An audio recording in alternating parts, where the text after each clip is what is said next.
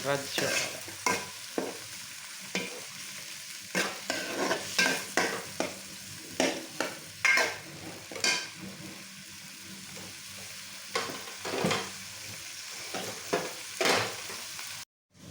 Ito po ay hipon. Dinurog na hipon. Ginayat ko po ng maliliit. Lagay natin.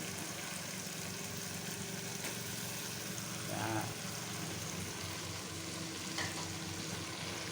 Mas maganda po kasi pag dinudurog para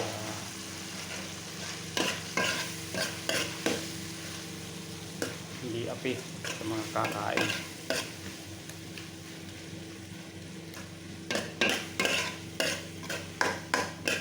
Ginayat ko po siya ng maliliit yung hipon. Parang tinaddad ko, tawag sa amin yan.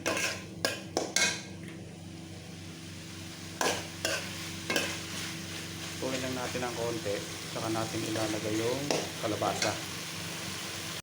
Ayan. Nilagay ko na po yung kalabasa. Actually, ginisa lang po yan. Wala po kasing gata. Naubusan na ng panggata, kaya pala na ko po sana gagataan. Ginisa na lang. Pero goods naman yan. Masarap yan. Napakasimple lang. Simpleng luto lang. Hindi natin kailangan yung sobrang magarbo yung lalagay. Pakuluin lang natin ng konti. Saka takpan.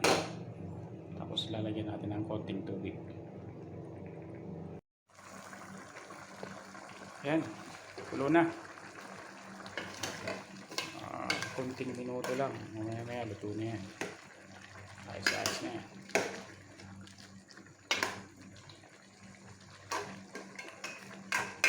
Yan lang. Napakasimple lang. Pa natin ulit. Temporal bandi, jenek tulong. Desma lo para. Ito Ito na po siya. Kain na tayo. Let's do it.